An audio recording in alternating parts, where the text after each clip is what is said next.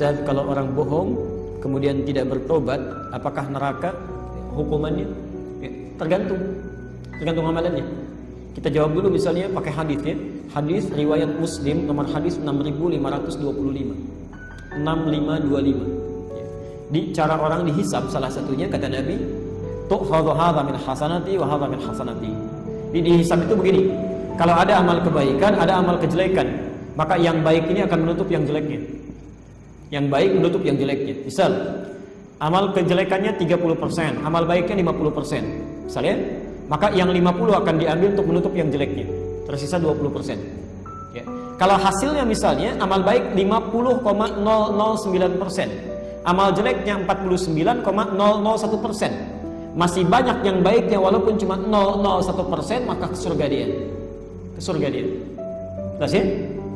Tapi kalau ditukar, amal baiknya 49,001%, amal jeleknya 50,001%, maka ke neraka dia. Di neraka. Dan di situ dihilangkan dulu yang 0,1%-nya itu. Tapi hati-hati. Memang di Al-Bukhari disebutkan orang kalau punya kadar kesalahan dicuci di neraka. Ya, nomor hadis ke-44. Setelah hilang kadar kesalahannya, kalau dia muslim beriman kepada Allah, baru dipindahkan ke surga.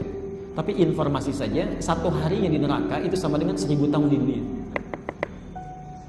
1 detiknya di neraka sama dengan 48 hari di dunia. Jadi kalau masuk 1 detik saja ke neraka itu sama dengan 48 hari. Ya, siksaannya silahkan cek aja. Ya. Ada yang dicelupkan, An-Nisa ayat 56, dicelupkan hangus, diangkat sembuh lagi, celupkan hangus, angkat sembuh lagi. Sekali dicelupkan 1 detiknya sama dengan 48 hari. Ya, insyaallah. Hati-hati. Tapi kalau misalnya mohon maaf, amal baik 50%, amal jelek 50%, kemana masuknya? Nah, tidak ke neraka, belum ke surga. Ditempatkan di satu tempat yang tinggi antara surga dengan neraka, namanya A'raf. Ya, karena itu ada surah Al-A'raf, surah ke-7 itu. Dibuka di ayat 41 sampai ayat 49-nya. Dikisahkan di situ ada orang-orang belum sempat ke surga dan tidak ke neraka karena amalannya seimbang 50%.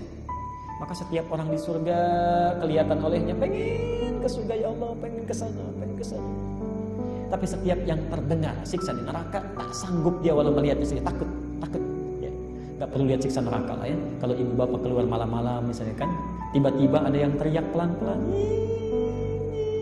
di jalan dia, mau lihat nggak ke belakang?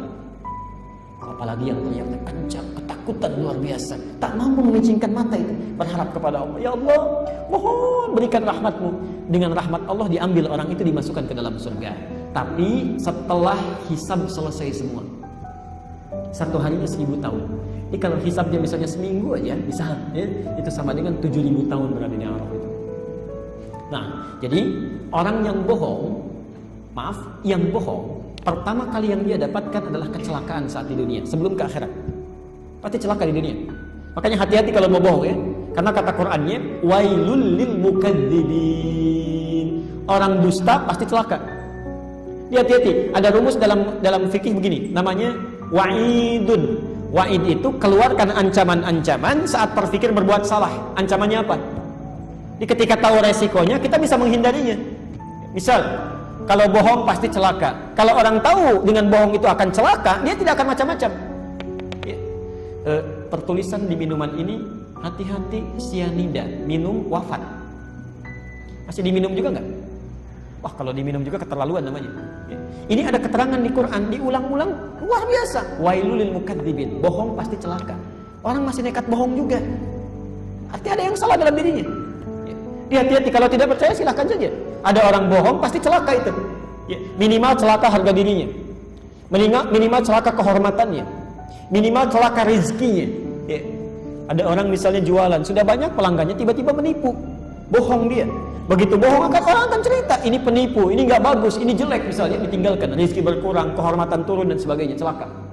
Dan di akhirat yang paling celaka saat bohong itu amal baiknya diambil oleh amal jeleknya. Ya. Memang belum tentu masuk neraka, kalau masih banyak amal baiknya dia masih masuk surga. Tapi apa yang bisa menjamin amal kita cukup untuk menutupi sifat bohong yang mungkin keluar?